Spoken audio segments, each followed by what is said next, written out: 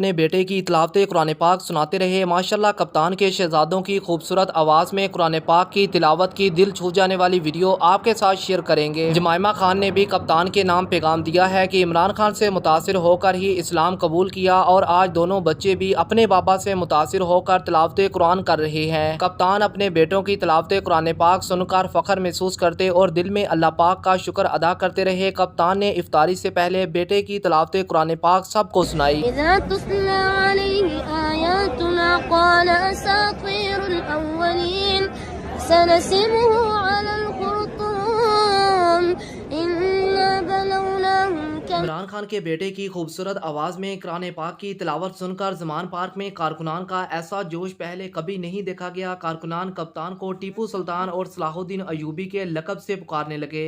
آج ایک باپ اپنے بچوں کی پرورش دیکھ کر کس قدر فخر محسوس کر رہا ہے، زمان پارک سے جذباتی ویڈیو دیکھیں۔